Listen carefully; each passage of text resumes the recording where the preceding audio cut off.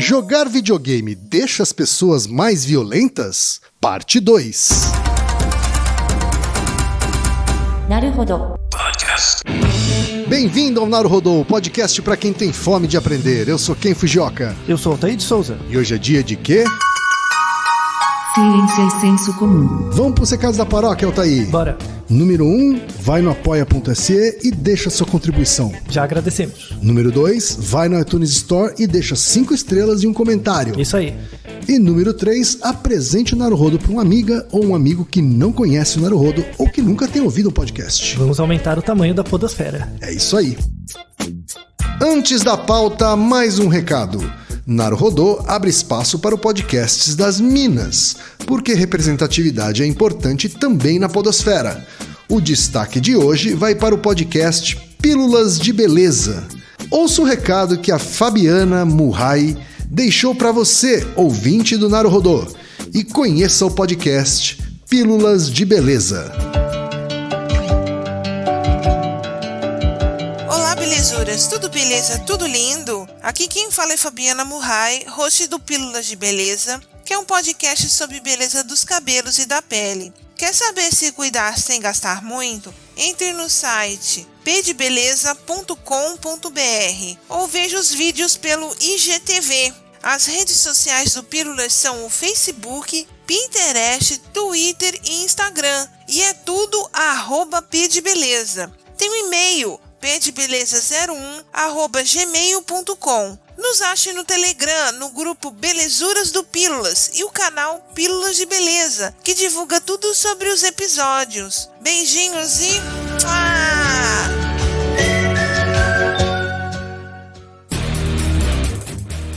Altair, vamos para a segunda parte então? Foi uma discussão, eu espero que tenha sido enriquecedora da primeira parte. Já falamos das causas materiais, depois formais. das causas formais. Isso. Mas temos mais 2 causas ainda Isso. para explorar sobre essa pergunta, né, Altair? Exato. Realmente vamos deixar um episódio completo que sirva de referência para várias situações. A gente já respondeu logo no começo da primeira parte que jogar videogame não incita a violência.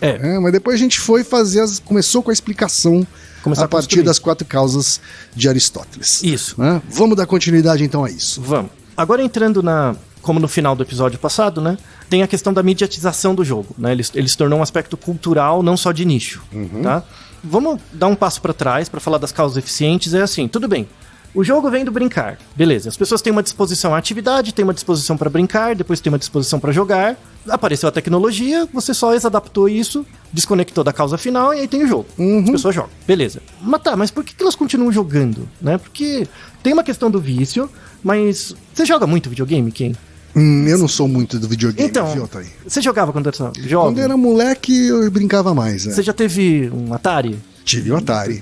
O seu primeiro videogame foi um Atari? Eu fui até o Nintendo. Chegou a ter um Nintendo? Cheguei a ter o primeiro Nintendinho. Né? Eu joguei o telejogo também. Né? Então. Joguei o telejogo, que era um dialzinho. Um quadrado, né? Isso, Na verdade. Era um dialzinho, isso. Aliás, um pouquinho de história, porque é útil, né? Os primeiros videogames foram criados em 1950. Na verdade, você já tinha ideias, porque os jogos são programações, né? Você já tinha ideias de programadores que queriam bolar jogos, só que os computadores eram muito primitivos para possibilitar a aplicação da programação. Sim. Inclusive, o Alan Turing, o pai da computação moderna, ele criou um jogo. Ele criou em 1952 um jogo que chamava TuroChamp. TuroChamp, que era um algoritmo, na verdade, que ele escreveu para jogar xadrez, né, como um jogador de xadrez. E ele fez só a programação, né? Só que era uma programação complexa e nenhum computador tinha memória suficiente para dar conta. Mas um pouco depois, em 1962, em homenagem a ele também, um programador implementou no computador o jogo. E fez rodar esse algoritmo. Isso, e fizeram um evento desse jogo contra um enxadrista. Então, o computador dava jogada, a pessoa mexia a peça e o enxadrista... O computador isso. respondia. E o enxadrista ganhou em 29 movimentos. Tá. Só o computador, né? Na época, né? Tava muito... Faltava memória. Que foi até 29. Foi até 29, né? E em 2012, inclusive, eles fizeram um novo evento, né? Em homenagem ao Turing, em que fizeram uma nova versão, usando o mesmo padrão do algoritmo, né? Do TuroChamp. E teve um jogo do TuroChamp contra o Kasparov. Olha só. Então é interessante, né? É uma coisa curiosa. Mas o primeiro videogame mesmo, assim, ele tinha 4 metros de altura. E ele chamava Bertie the Brain. Bertie the Brain. O cérebro, né? Bertie, o cérebro. Era um jogo de 4 metros, uma telona enorme, que só servia pra jogar jogo da velha.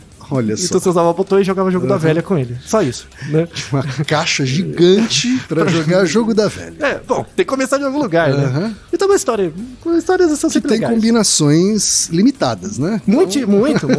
Isso foi nos anos 50, né? Em 50 anos teve um crescimento exponencial da tecnologia. Então, entre o cara criar a primeira ferramenta de pedra lascada até hoje, é um tempo imensuravelmente maior do que o tempo que o videogame saiu do jogo da velha pra hoje, né? Então é exponencial, tá? Na época, os jogos eram muito reduto de gente da tecnologia e tal, né? Então, porque pessoas gostavam de computadores e pessoas queriam, de novo, os adultos são crianças pequenas, tá?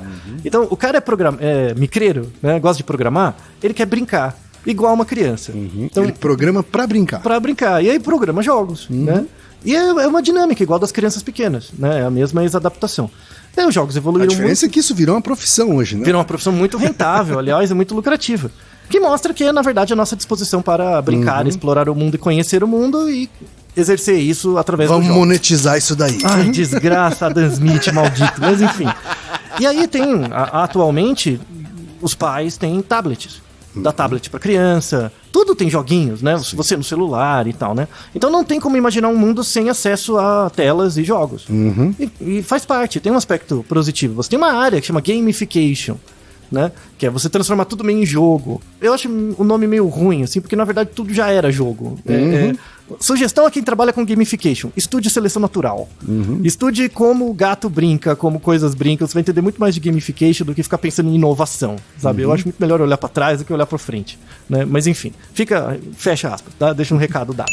Eu queria pedir, nessa primeira parte, né, das causas eficientes, você tem acesso a tablets em crianças pequenas desde muito cedo. Tá? Segundo a revista Pediatrics, vamos deixar um artigo, crianças a partir de 1 ano e meio já começam a ter acesso a tablet. E a gente vê isso acontecendo. Muito comum. Tipo, você tá num restaurante, a criança lá fica fazendo o escarcel dela, porque é pra isso mesmo, né? É a nova chupeta, assim, né? Isso, exato, é uma nova chupeta. Dá o tablet que ela para de chorar. Deixa a galinha pitadinha, que é o demônio aquilo, você sabe, é o demônio, mora dentro da galinha pitadinha. E aí a criança para, né? Fica ali bugada. Queria pedir conversei com uma amiga, né, a pediatra, que é especializada em desenvolvimento infantil também, e inclusive ela tem uma visão muito mais comportamental da pediatria, assim, menos médica, né, que é a doutora Denise. Certo. E pedi para ela falar um pouco sobre o uso de telas, né, em crianças pequenas e quais as principais recomendações dos pediatras para o uso desses devices, né, desses aparelhos. Ela recomenda que não é que você não deva usar nunca, mas sempre um uso moderado é algo importante. Então, gostaria de pedir que ela comentasse. A doutora Denise Leles, ela é graduada em Medicina pela Faculdade Estadual de Medicina de São José do Rio Preto, tem doutorado em Medicina Pediatria pela Faculdade de Medicina da Universidade de São Paulo e atualmente é pediatra da Liga de Obesidade Infantil da Faculdade de Medicina da Universidade de São Paulo desde 2015 e pediatra parceira do Instituto Nutrição Comportamental e é também coordenadora do curso de atualização em Nutrologia Pediátrica do CAEP. É isso aí. Então vamos ouvir a doutora Denise. A maioria das sociedades de pediatria do mundo, incluindo a brasileira, a americana e a europeia, não indicam o uso de telas para as crianças abaixo de 2 anos e limitam para 1 hora por dia o uso de tela para crianças entre 2 e 5 anos e para 2 horas de tela por dia não seguidas para crianças acima de 5 anos. Essas recomendações que limitam o uso da tela têm a ver com artigos que surgiram aí da década de 90 para cá, que estavam relacionados ao estilo de vida de uso de tela excessivo para crianças. E esses artigos sugerem que o desenvolvimento cerebral infantil podia estar sendo prejudicado por isso e estar sendo relacionado ao aumento do autismo e de transtornos de desenvolvimento, como transtornos de déficit de atenção e hiperatividade. Apesar de nem todo mundo concordar com essas hipóteses, outros malefícios podem estar relacionados ao uso excessivo de tela na infância. Por exemplo, para uma criança aprender a falar, ela precisa falar com as pessoas. A tela, o bonequinho da tela do desenho animado, não ensina a criança a falar. Então as crianças podem ter atraso de fala, podem ter uma redução das relações sociais, porque elas não aprendem a ter relações sociais reais. Elas têm menos tempo outdoor, tomam menos sol e por isso têm um estilo de vida pior. Elas fazem menos exercícios, elas são expostas a modelos não bons. Então, por exemplo, os youtubers mirins que fazem publicidade infantil e que ensinam as crianças a comer pior e a consumir as coisas, esse é um exemplo de modelagem muito ruim. Então, as crianças deixam de ter os modelos bons através de relações reais com os pais, amigos e os seus cuidadores e passam a ter relações virtuais que não ensinam as coisas para elas que elas precisam para ter uma vida social saudável. Então, vale lembrar que a criança que fica quietinha na frente da tela, não é que ela não está dando trabalho. Na verdade, ela está sendo exposta a um ambiente que não está sendo bom para o desenvolvimento cerebral dela. Seria muito mais interessante desligar o celular, tirar a criança da frente da tela e brincar com a criança. Esse é o melhor estímulo que ela pode ter. Lembrando que muitas vezes a criança não entende o que a gente diz, mas ela imita o que a gente faz. Então, dependendo de quem ela está vendo nas redes sociais, nos vídeos, ela vai começar a imitar esse comportamento. Por isso é tão importante tirar a criança da frente da tela. Tá aí, Altair. A aula da doutora Denise, muito bom. Né, em forma de comentário. Tem uma fala dela que é muito boa, né? Que as crianças pequenas não entendem o que você diz, mas imitam o que você faz. Exato. Exatamente esse ponto, que é a brincadeira, né? A ideia da brincadeira. Né?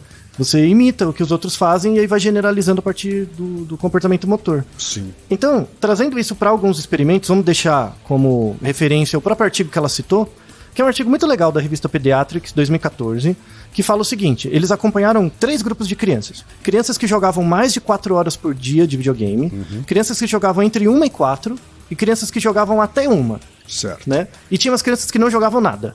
Tá? Eram 4 grupos. Tá. Eles viram que as crianças que jogavam mais de 4 horas por dia, num follow-up de 2 anos mais ou menos, apresentavam uma habilidade verbal um pouquinho menor, apresentavam dificuldades de relacionamento um pouco maiores e tal. E não é porque o jogo necessariamente faz mal, é porque pra você ter uma boa relação com os outros, você tem que gastar tempo se relacionando. Relações, né? Exato, você não nasce pronto. Você não é uma galinha que nasce só porque enquanto ela tá jogando videogame, ela não está se relacionando com outras pessoas. Tem alguns jogos que propiciam isso, né? Tem jogos que você joga online com outras pessoas e conversa. Mas não é olho no olho, né? Isso. Não é... Então, no momento da interação mesmo, você perde um pouco. Sim. Né? Por exemplo, tem diferenças entre jogos que você joga sozinho e jogos em grupo. E com fone, falando, né? Sim. Os jogos que você joga conversando aumenta a sua capacidade verbal, né? Mas você ainda não é o suficiente para lidar com outras coisas que são relacionadas com contato olho a olho, né? Você não está exatamente socializando. Exato, né? Você está socializando de um nível muito limitado, assim, né?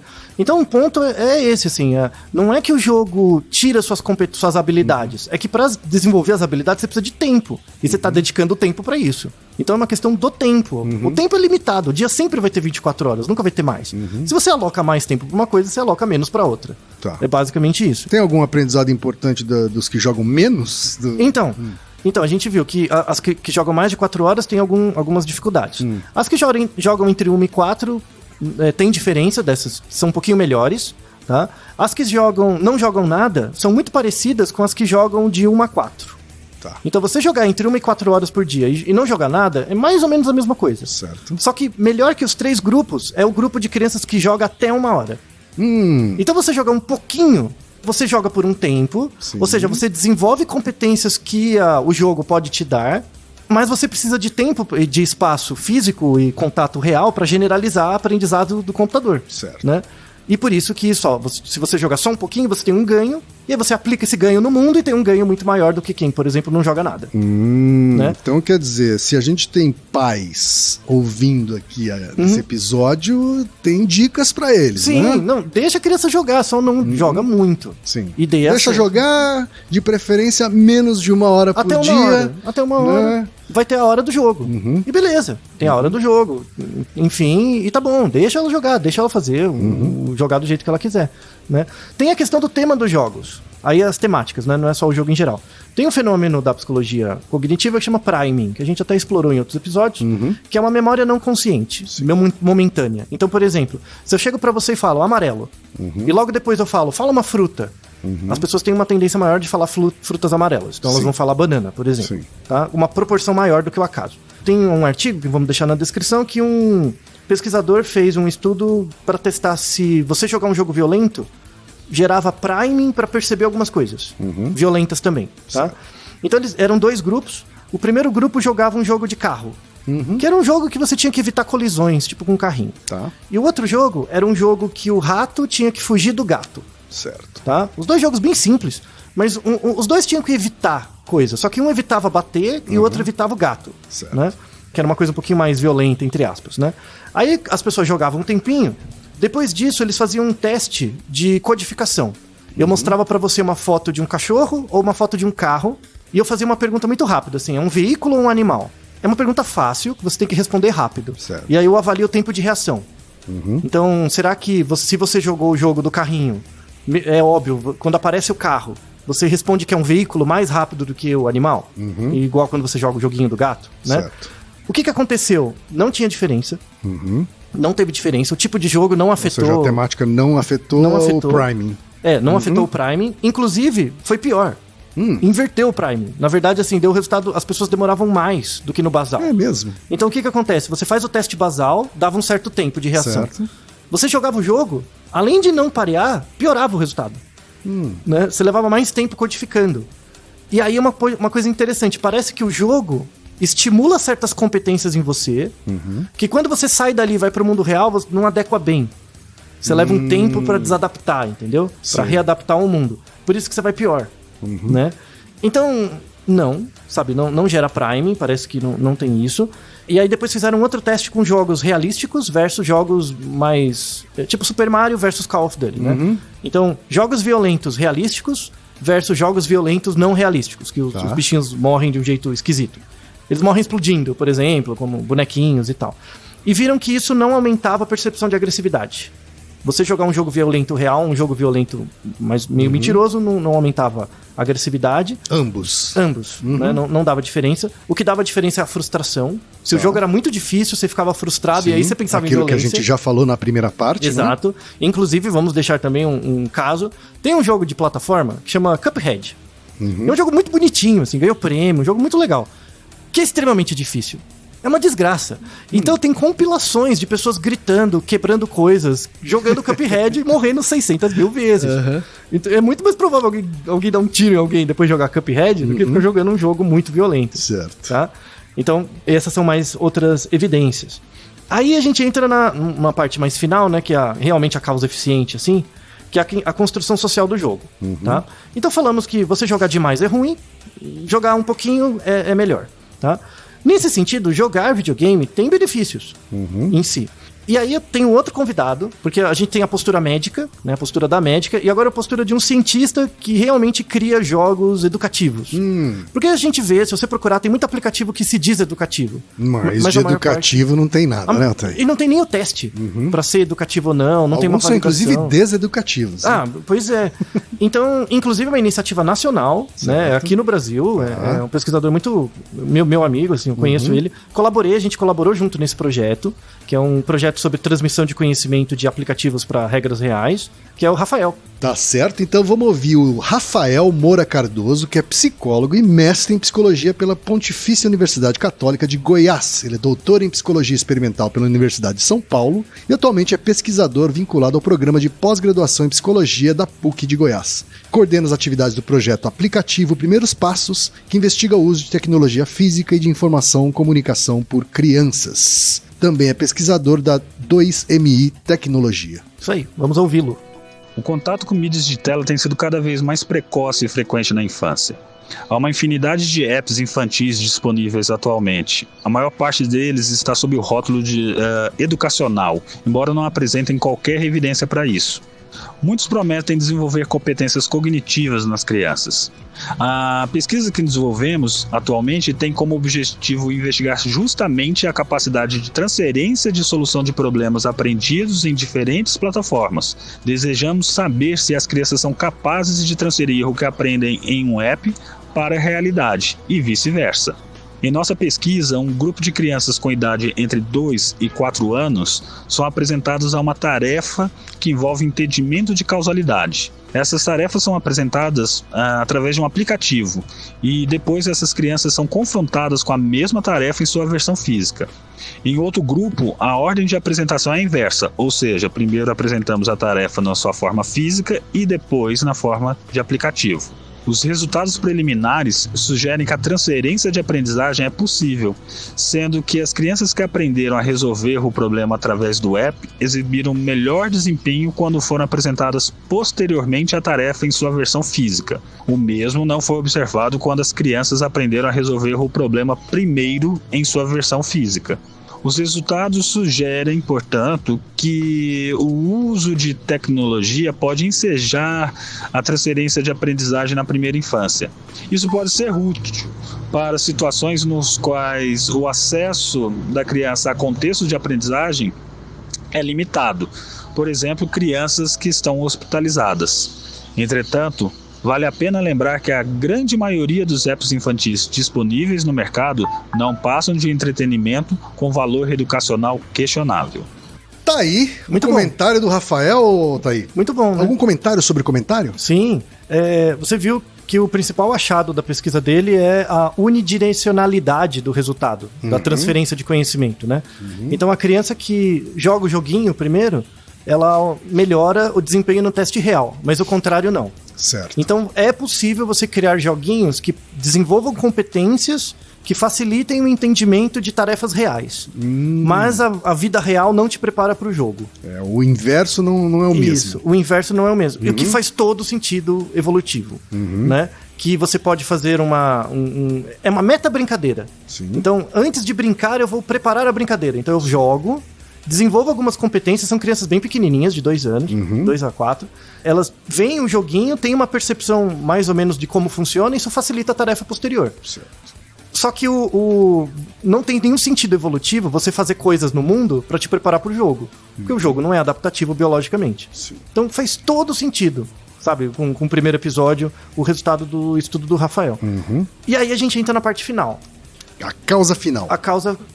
na verdade, a ponte entre o final e o eficiente. Tá bom. Né? A gente mostrou já os artigos, evidências de que as pessoas não fazem priming com jogos, né? Elas não, em geral, né, populações normais, clínicas, sem nenhuma doença mental, não fazem priming com jogos. Os jogos, elas só ficam realmente... O que estimula a violência delas é a frustração de perder um jogo muito difícil, né? Isso não dura muito, então ela fica frustrada por um tempo e eventualmente para, né? Você pode fazer jogos, desde que você jogue pouco tempo por dia, em que sirva como uma preparação para o mundo real. Sim. Né? É parecido, por exemplo, com eu faço um jogo virtual de um cirurgião e ele treina a cirurgia ali, facilita o desempenho real. Sim. Né? Principalmente em cirurgias muito difíceis. Vale para crianças pequenas. Tá? Então tem coisas positivas dos jogos. É possível fazer jogos educativos desde que você prepare os jogos para isso. Tá? A questão final é a questão do jogo como mídia. E aí bem a sua área, que é a área da publicidade. Na verdade, a parte final é que assim, os jogos não incitam violência, mas os jogos são consequência da violência que existe no mundo. Então, como toda questão cultural, como todo evento cultural, os jogos, as representações sociais mostram relações de poder pré-existentes. Sim. Né? Então, se existem jogos violentos, é porque a sociedade cria contexto e tem demanda para esse tipo de coisa. Assim tá? como para filmes violentos. Exato, ou literatura. Tá? Então, hoje você fala, jogos violentos geram pessoas violentas. No passado, e tanto é que vamos deixar um artigo com isso, que mostra que o mesmo discurso que se faz dos jogos, 50 anos atrás se fazia dos filmes. Né? Porque não tinha jogo. Então, a pessoa viu o filme, ficou agressiva e matou os outros. Não. Vamos culpar o exterior, né? Isso, mas você culpa a mídia. Sempre tem uma mídia. E antes dos filmes era os livros e tal, né? Tem o nosso episódio sobre suicídio, que é o caso do jovem Werther, que muitos jovens leram o sofrimento do jovem Werther e se mataram. Sabe? Tem uma influência também. Só que a questão dessa influência real, né? Quando vira algo real, diz muito mais respeito do indivíduo que assiste do que da mídia. Claro. Então, senão todo mundo pulava da janela, Exato, né? todo mundo pulava da janela. Então, o indivíduo já com predisposições, né, com certas predisposições, o jogo pode ser um mediador. Então, imagina, você tem um indivíduo, você tem a sociedade. A sociedade tem regras regidas por relações de poder. Sim. E o indivíduo é alvo disso, tá? Tem um indivíduo e a sociedade com as suas regras. O jogo é um mediador. Assim como o cinema, assim como os livros, assim como a internet, assim como qualquer coisa. Os pais, né, são mediadores dessa relação entre as regras sociais e o indivíduo. Então o jogo é só mais um meio. Se não existisse jogos de videogame, uma pessoa com certo nível de problema mental, em certas condições, poderia radicalizar-se por outro meio, por outra mídia, né? Então, na verdade, o jogo não é a causa, é a consequência de um processo, né? E aí entra nas teorias de comunicação, tá? No Brasil, apesar de eu dar aula na ECA e tal, eu sou muito crítico à maneira como as teorias de comunicação são feitas no Brasil, tá? Eu vou citar uma teoria de comunicação que é muito pouco famosa, muito pouco usada no Brasil, porque tem essas questões políticas que dane-se, sabe? Que é a teoria dos usos e gratificações. Tá? Que é essa teoria, Altair? É que tem aquela briga dos americanos com os europeus, que na verdade a gente não é nenhum dos dois, tipo, meio dane-se, né? Devia estudar tudo, né? Devia estudar tudo, né? Aproveitar a neutralidade. É, pois é. A teoria dos usos e gratificações é uma teoria de comunicação que fala que a mídia, os indivíduos são independentes. Então, você tem várias teorias em mídia que falam que a mídia controla as pessoas, a indústria cultural, as pessoas são vítimas da mídia, da TV, das coisas. Então, são teorias baseadas na emissão, né? A uso e gratificação é uma teoria mais focada no receptor. Do mesmo jeito que a mídia afeta o indivíduo, os indivíduos buscam ativamente uma mídia para satisfazer suas necessidades, tá? Necessidades quais? Necessidades biológicas. Certo. Então, por exemplo, as pessoas buscam violência, por exemplo, porque o ambiente está expressando violência. Então ela busca mídias para tentar satisfazer coisas que ela já acredita ou expectativas que elas têm. Tá? Então, a ideia da teoria do uso e gratificação é uma teoria de comunicação de massa. Então ela não fala do indivíduo, ela fala da massa. Então ela estuda o que as pessoas fazem com a mídia e não o que a mídia faz com as pessoas. Certo. Tá? Os consumidores não são passivos e a audiência é ativa. O YouTube é um exemplo, né? Pela maneira como as pessoas se comportam, os vídeos em alta variam. Exatamente o exemplo de uso e gratificação. Então por que tem muito vídeo de gato, desgraça e besteira? Porque as pessoas veem. Não é porque são os mais famosos. Porque as pessoas são assim. Qual é a necessidade básica das pessoas, né? E aí, voltamos numa coisa que eu falei no primeiro episódio, que é o jogo de videogame, ele perdeu a causa final, porque ele é só uma estimulação do cérebro. Então, não lembra do pega-pega? No pega-pega, você não vicia em pega-pega porque você cansa. No videogame, você não cansa fisicamente. Então, você fica jogando continuamente e aí vicia no jogo. Tá? O que acontece no YouTube, por exemplo? As pessoas ficam lá vendo vídeo de gato porque você não faz nenhum esforço. Antigamente eu tinha que procurar um gato pra poder ver o gato, entendeu? Eu tinha que ir não sei lá onde achar um gato. Agora não, agora tem centenas de gatos no vídeo. Eu não faço nenhum esforço. E o que é o meu cérebro? É um jogador compulsivo, é uma maquininha de ganhar e perder. Ou seja, eu coloco pro meu cérebro tudo que ele quer. Aí você vicia. Certo. Então nós viciamos em coisas básicas. É uma recompensa atrás da outra. Exato. Num ambiente natural é muito difícil achar essas coisas. E hoje tá disponível pra você pela indústria cultural, desgraçado, né? Por isso que, por exemplo, gente que faz propaganda pra criança tem que ser processado, porque você já molda o cérebro da criança a isso desde cedo. Não é uma questão da tela, é a questão do que tá no raio da tela, entendeu? Essas propagandas de violência, por exemplo, gratuita, ideológica, né? Não violência do filme, violência ideológica. Não tem que ser espalhado, sabe? Não tem que ficar noticiando isso, porque as pessoas vão procurar. Eu falo, não veja o vídeo. Primeira coisa que você vai fazer, vai ver o vídeo. É igual criança, lembra? A gente é criança, né? E aí a teoria do uso e gratificação, que tenta explicar isso, trabalha com uma outra teoria que chama teoria do cultivo, né? A teoria do cultivo é o contrário. Como que a mídia afeta a percepção de mundo dos indivíduos. Então imagina, eu tenho uma percepção de mundo. Então eu procuro mídias que realimentam essa percepção de mundo. Certo. Mas ao mesmo tempo a mídia também me afeta. Claro. E aí você cria um ciclo, né? Então essas duas teorias são muito boas para explicar a relação das pessoas com a internet. E complementares entre si, né? Exato, a teoria do cultivo e do uso e gratificação. E dos jogos, né? Então, o que mais me preocupa não é a violência do jogo, é o roteirista. É a mensagem que você está descrevendo no jogo, sabe? Então, você pode usar jogos de videogame que são imersivos, você passa muitas horas jogando, e os jogos propagarem misoginia, preconceito, isso é muito mais perigoso do que o próprio jogo, sabe? Da violência ou não. Então, e isso você generaliza mais. Então, se eu escolho um jogo que reforça meu pensamento, eu falo pros outros, eu faço post da internet, esse é o melhor jogo que eu já joguei. E aí você passa uma ideologia pra frente. Isso é a coisa mais deletéria dos jogos hoje, é a história, é a mídia. Você repassa, é o mesmo efeito dos filmes.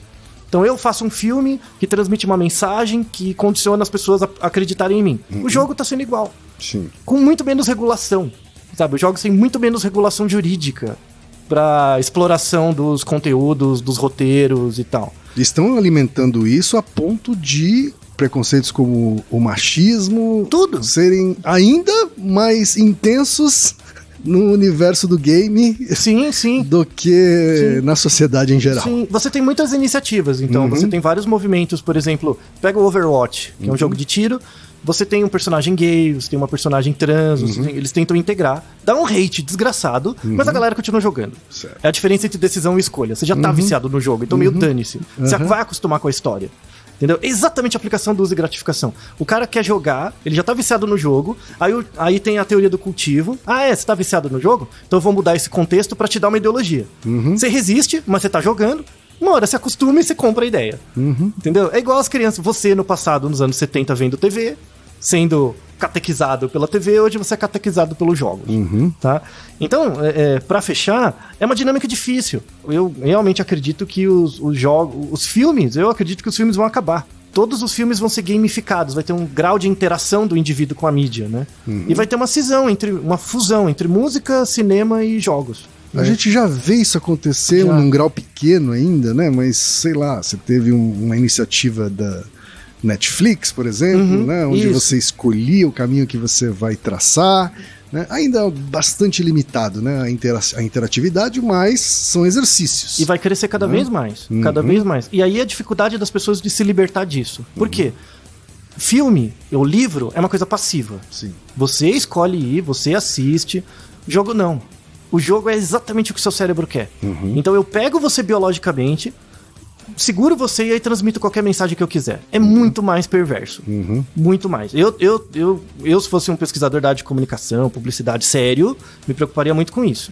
E usaria essas teorias como forma de criar hipóteses para serem testadas, sabe? Porque os jogos vão virar a nova pedagogia. E você não tem como fazer uma pedagogia séria sem implementar o método científico. Assim, as pessoas ficam falando desse jeito raso, né? Jogo deixou ser violento. Na verdade, tem uma questão por baixo muito mais complicada que me assusta. Eu tenho interesse nesses temas, até com o Rafael a gente conversa sobre isso. E vamos tentar fazer outros episódios circundando o tema, mas eu acho que esse episódio já cobre bem uma questão geral, né?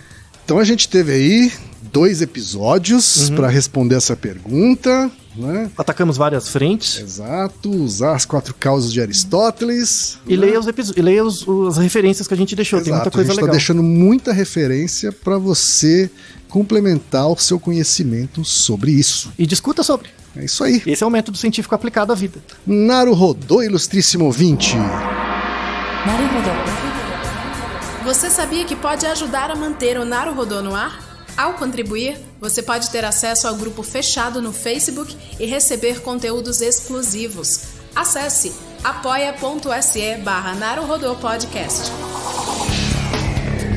E você já sabe, aqui no Naruhodô, quem faz a pauta é você. Você tem alguma pergunta pra gente ou quer comentar algum episódio? Escreva pra nós. podcast@naruhodô.com.br. Repetindo? podcast@naruhodô.com.br. E lembre-se, mande nome completo, idade, profissão e a cidade de onde você está falando. É isso aí. Naruhodo. Esse podcast é apresentado por b9.com.br.